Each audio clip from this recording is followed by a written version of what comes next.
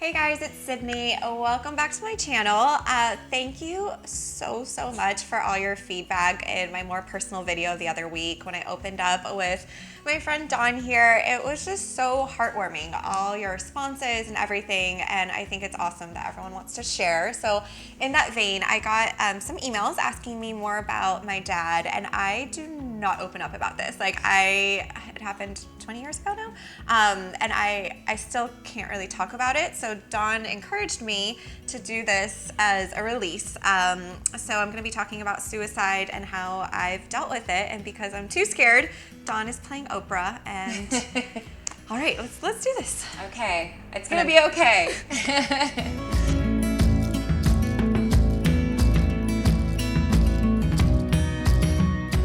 In case you guys didn't see the more personal video I did about life's not perfect, basically, Dawn joined me. Dawn is one of my good friends, and she's also fabulous, and she's a humanitarian and influencer, and today she's Oprah. Today I'm Oprah. Yeah.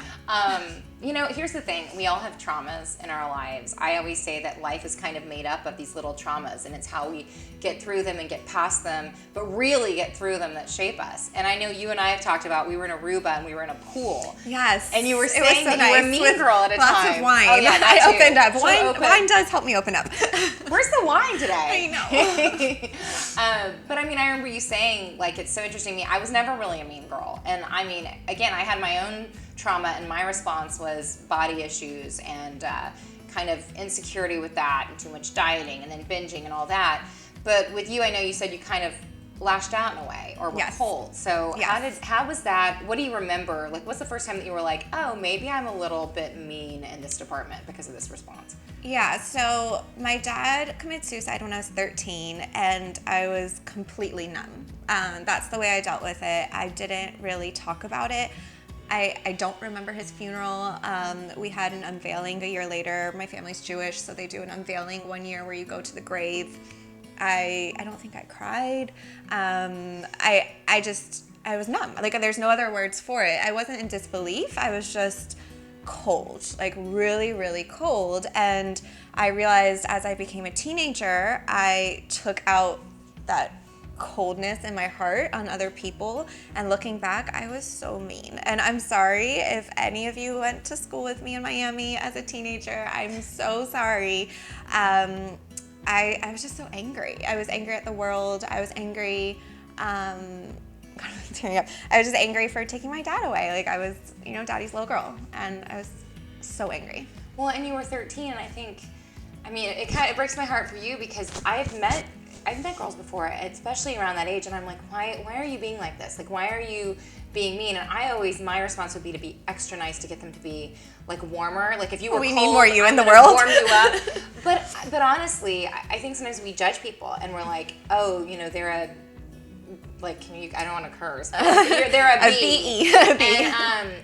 And the truth is usually, we were talking about this after last show.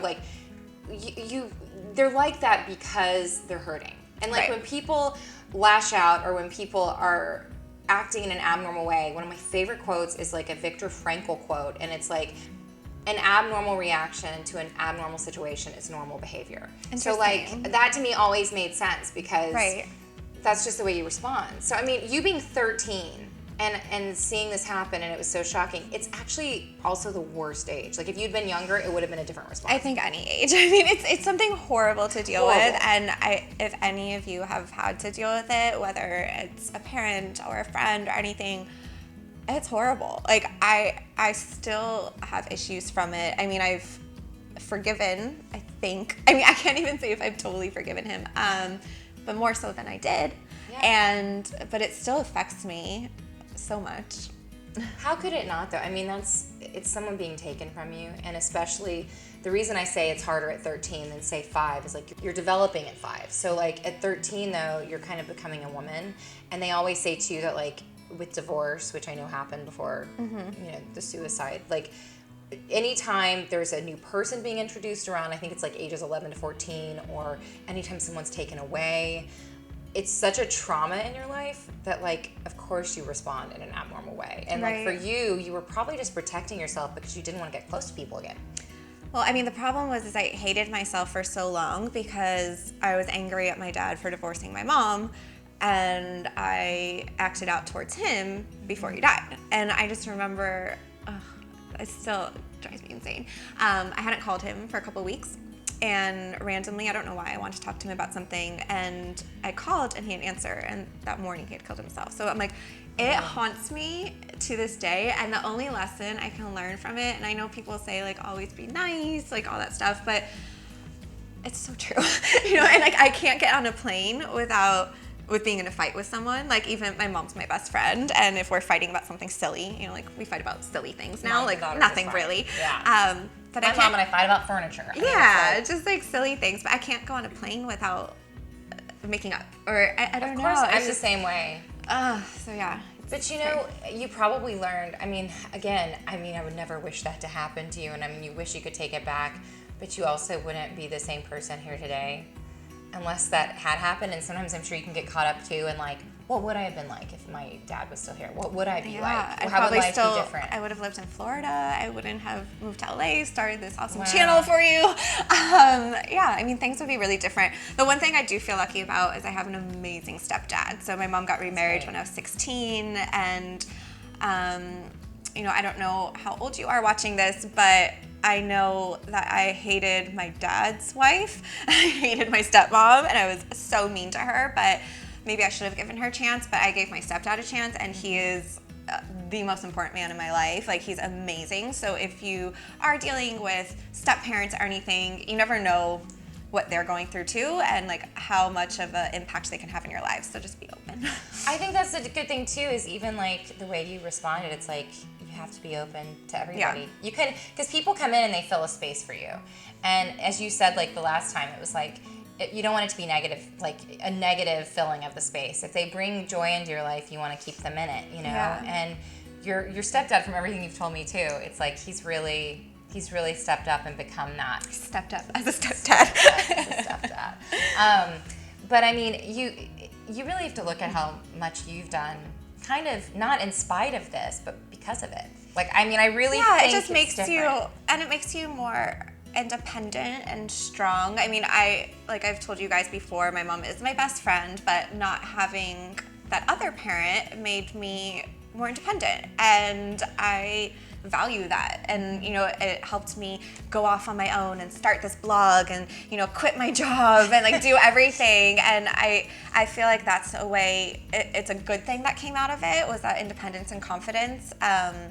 I've helped a lot of my blogger friends who have been really shy, and just saying make it a goal to network once a week. Just, go to lunch, go to coffee, just meet one new person once a week. That's a good tip. Yeah, it just came natural. I don't know what this has to do with dealing with suicide, but it's just something that I feel like... opening yourself up to people. Yeah. It's keeping open, and I think also when you lose someone suddenly like that, and I've had a similar thing where my mentor passed away from an AIDS-related brain tumor, and it was so shocking, but I remember that morning I'd been like, I need to call him. I really need to follow up with him, because we kind of had a falling out because I didn't take a role in something and I decided to be a cheerleader instead. I don't regret that now, but at the same time, we would have had more time. And you realize the communication, especially with today's social media, it's so easy to think you're communicating when I'm like, hey, Sydney, love that dress, blah, blah, blah. But that's not. It's pick up a phone, write a letter. You wrote me a note last episode to say thank you, and it's just reaching out through writing and talking and seeing people in person. There's no substitute for that. Yeah. Even with social media, and I love social media. It has made my career, but yeah, it's true. Important to connect. And I think 20 years later, it is 20 years later, because I'm 33 after I was 13. One thing I wish I did earlier that I'm doing now is reaching out to my family. So when he died, I was so close with my dad's family. We were amazing together. We would travel together, and I shut off. Partly I did move to LA, so it got harder. Yeah. I wasn't in Miami anymore, but I just didn't want anything to make me think of him. I wanted to escape. Not. Put that aside, it's fine, I'm gonna do my new life and forget about him. So I didn't talk to my family for so long. I would talk to them here and there, for holidays and everything. But in the past year, I've reached out to cousins, and I've talked to my aunt at least once a month. And what you said, not just being on Facebook, Gaita, happy birthday or something, actually picking up the phone and calling. And that's been the most helpful thing for me. So I don't know if you've dealt with any of this, but just reaching out to people that haven't been in your life for a little bit can help you go through things, and you can become close to people that you never knew. Like I have these 2 cousins who I wasn't close to as a kid, but they're around my age, and now I turn to them for advice. And you know, it's just putting yourself out there. When you might even like get something, and maybe not now, but maybe in time, like it might be like sharing memories you don't remember even, or like things that like come up from family that only family can do. And so it might actually keep them alive in a way, because you're like communicating that way. Yeah. And I think that can be really beautiful too. Well, I finally put a picture up. It's gonna go in my new place. Here, I'll show you guys. I'll find it. Because I didn't have any photos. So I didn't have any photos of my dad, but when I redo my plays, I want to do something in remembrance of him. So this is the photo. I was totally daddy's girl. It was completely the 80s. So handsome.